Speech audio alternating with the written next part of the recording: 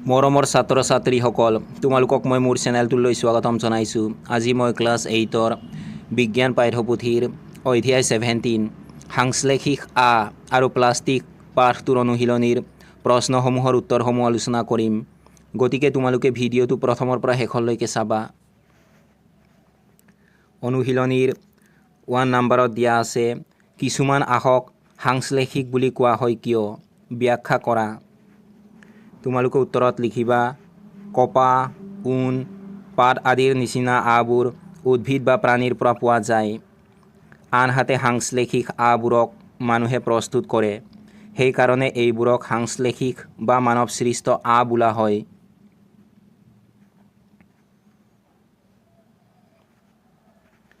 Two নম্বৰত দিয়া আছে, শুদ্ধ উত্তৰত টিক চিন দিয়া।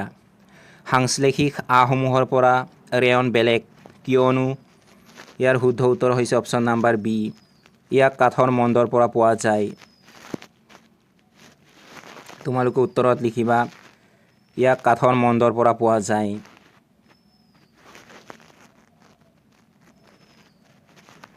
থ্ৰী নম্বৰত দিয়া আছে, উপযুক্ত শব্দৰে খালী ঠাই পূৰ কৰা। এ নম্বৰত দিয়া আছে, সাংশ্লেষিক আবোৰক ডেছ বা ডেছ বুলিও কোৱা হয়। প্ৰথমটো খালী ঠাইত তোমালোকে লিখিবা কৃত্ৰিম, দ্বিতীয়টো খালী ঠাইত লিখিবা মানৱসৃষ্ট আহ।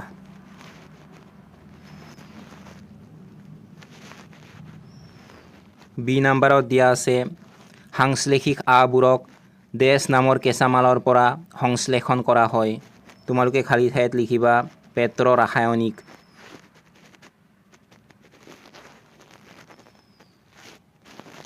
চি নম্বৰত দিয়া আছে, সাংশ্লেষিক আবোৰৰ দৰে প্লাষ্টিকো এবিধ।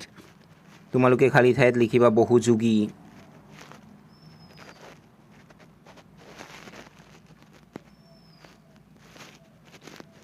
ফ'ৰ নম্বৰ প্ৰশ্নটো হৈছে, নাইলনৰ আবোৰ যে বৰ শক্তিশালী সেইটো বুজাবলৈ উদাহৰণ দিয়া। তোমালোকে উত্তৰত লিখিবা, নাইলনৰ আবোৰ যে বৰ শক্তিশালী তাৰ উদাহৰণ তলত দিয়া হ'ল। শিলাৰোহণৰ বাবে ব্যৱহাৰ কৰা পেৰাচুট আৰু ৰছী বনাবলৈ নাইলন ব্যৱহাৰ কৰা হয়। গাড়ীৰ আসনৰ পেটি আৰু মাছ ধৰা জাল নাইলনৰ পৰা তৈয়াৰী। ৰেকেট আৰু বাদ্যযন্ত্ৰৰ জৰী তৈয়াৰ কৰাত নাইলন ব্যৱহাৰ কৰা হয়।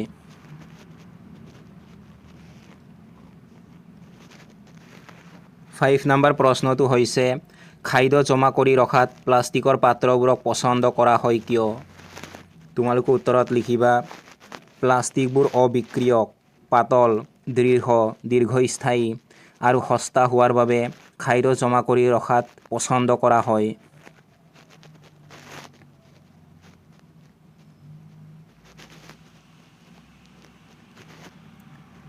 ছিক্স নম্বৰ প্ৰশ্নটো হৈছে, তাপ নমনীয় আৰু তাপ দৃঢ় প্লাষ্টিকৰ মাজত থকা পাৰ্থক্য ব্যাখ্যা কৰা।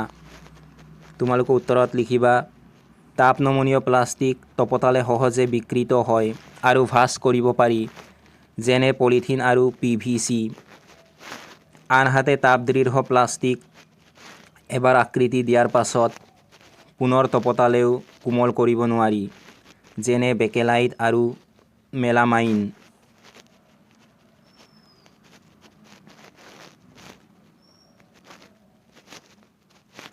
ছেভেন নম্বৰত দিয়া আছে, তলত দিয়াবোৰ কিয় তাপ দৃঢ় প্লাষ্টিকেৰে বনোৱা হয় ব্যাখ্যা কৰা।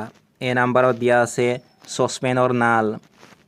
তোমালোকে উত্তৰত লিখিবা, চচপেনৰ নাল তাপ দৃঢ় প্লাষ্টিকেৰে বনোৱা হয় কাৰণ এইবোৰ তাপৰ কুপৰিবাহী আৰু আন প্লাষ্টিকতকৈ অধিক ভালদৰে তাপ সহ্য কৰিব পাৰে, যাৰ ফলত গৰম কৰোঁতে নালবোৰ গৰম নহয়।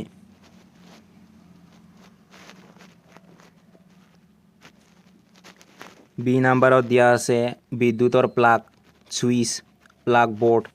তোমালোকে উত্তৰত লিখিবা, বিদ্যুতৰ প্লাগ, ছুইচ, প্লাগ বৰ্ড তাপ দৃঢ় প্লাষ্টিকেৰে বনোৱা হয় কাৰণ এইবোৰ বিদ্যুতৰ কুপৰিবাহী, যাৰ ফলত বিদ্যুৎ স্পৰ্শৰ বিপদ নাথাকে।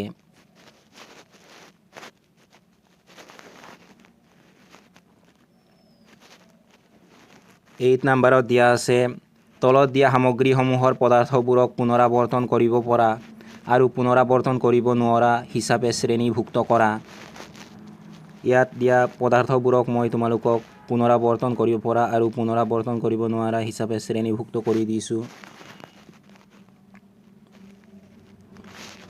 তোমালোকে উত্তৰত লিখিবা পুনৰাৱৰ্তন কৰিব পৰা প্লাষ্টিকৰ খেলনা, কেৰি বেগ, প্লাষ্টিকৰ বাতি, বল পইণ্ট পেন, প্লাষ্টিকৰ চকী।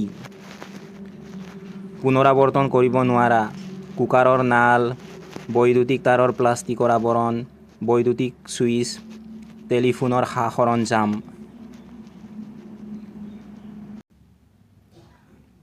9 নম্বৰ প্ৰশ্নটো হৈছে ৰাণাই গ্ৰীষ্মকালৰ বাবে চাৰ্ট কিনিব খুজিছে।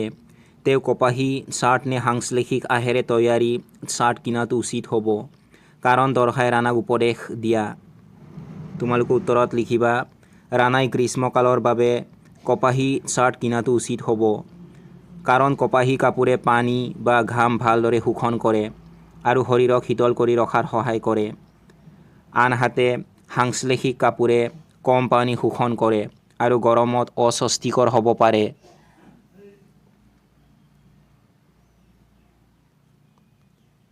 তেন নম্বৰ প্ৰশ্নটো হৈছে প্ৰকৃতিগতভাৱে প্লাষ্টিকসমূহ যে অক্ষয়কাৰী তাক দেখুৱাবলৈ উদাহৰণ দিয়া। তোমালোকে উত্তৰত লিখিবা প্লাষ্টিকসমূহ প্ৰকৃতিগতভাৱে অক্ষয়কাৰী হোৱাৰ উদাহৰণ। প্লাষ্টিক পচিবলৈ বহু বছৰ লাগে, সেয়ে ই পৰিৱেশ হিতৈষী নহয় আৰু পৰিৱেশ প্ৰদূষণ কৰে। পেলনীয়া প্লাষ্টিকৰ মোনা বা আন আৱৰ্জনাবোৰ মাটিত বা পানীত সহজে পচি নাযায়।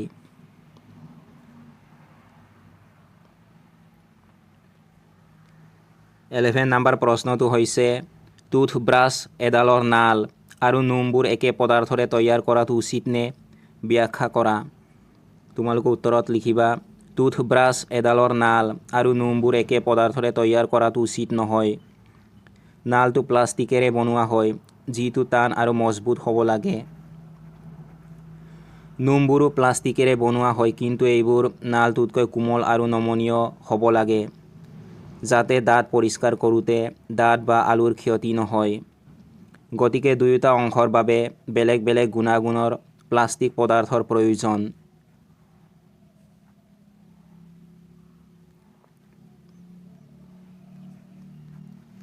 টুৱেলভ নম্বৰ প্ৰশ্নটো হৈছে পৰাপক্ষত প্লাষ্টিক এৰাই চলিবা।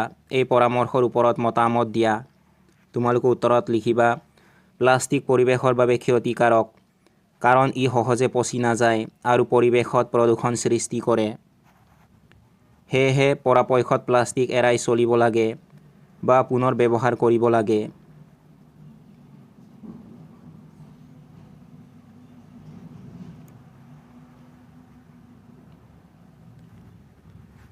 থাৰ্টি নম্বৰত দিয়া আছে এই স্তম্ভত দিয়া শব্দবোৰক বি স্তম্ভত দিয়া খণ্ড বাক্যৰ লগত শুদ্ধকৈ মিলোৱা।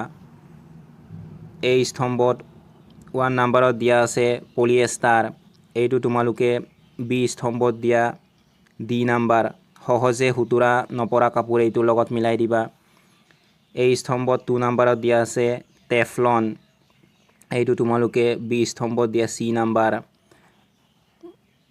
কৰাল নলগা, লাগি নধৰা ৰন্ধন সা সৰঞ্জাম প্ৰস্তুত কৰিবলৈ ব্যৱহাৰ কৰা হয়, এইটোৰ লগত মিলাই দিবা।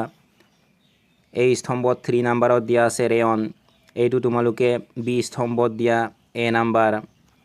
কাঠৰ মণ্ড ব্যৱহাৰ কৰি প্ৰস্তুত কৰা হয়, এইটোৰ লগত মিলাই দিবা। এই স্তম্ভত 4 নম্বৰত দিয়া আছে নাইলন, এইটো তোমালোকে বি স্তম্ভত দিয়া বি নম্বৰ। পেৰাচুট আৰু মোজা তৈয়াৰ কৰিবলৈ ব্যৱহাৰ কৰা হয়, এইটোৰ লগত মিলাই দিবা।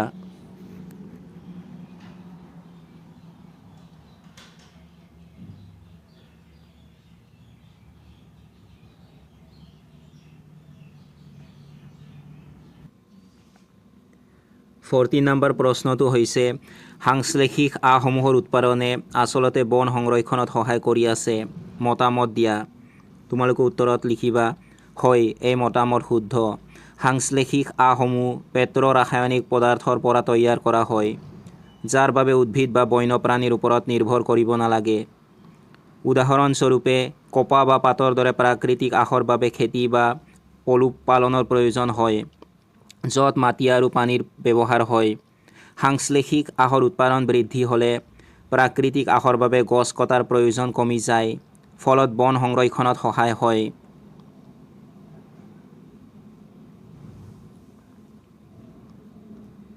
ফিফটিন নম্বৰ প্ৰশ্নটো হৈছে তাপ নমনীয় প্লাষ্টিক যে বিদ্যুতৰ কুপৰিবাহী সেইটো দেখুৱাবলৈ এটা ক্ৰিয়াকলাপ বৰ্ণনা কৰা। তোমালোকে উত্তৰত লিখিবা তাপ নমনীয় প্লাষ্টিক যে বিদ্যুতৰ কুপৰিবাহী সেইটো দেখুৱাবলৈ এটা বৰ্তনী তৈয়াৰ কৰিম। আমাক এটা বাল্ব, কিছুমান তাৰ, এটা বেটাৰী, এটুকুৰা ধাতু আৰু এটা প্লাষ্টিক নলী লাগিব। প্ৰথমতে বৰ্তনীটো ধাতুটোৰ সৈতে প্ৰতিস্থাপন কৰা আৰু তাৰ পাছত প্লাষ্টিক নলীৰ সৈতে। বিদ্যুতৰ ছুইচ খোলাৰ পাছত তুমি দেখিবা যে প্ৰথমটো ক্ষেত্ৰত বাল্বটো জ্বলি উঠে, পিছৰটো ক্ষেত্ৰত বাল্বটো নজ্বলে। গতিকে এটা প্লাষ্টিক নলী যি তাপ নমনীয় বিদ্যুতৰ কুপৰিবাহী।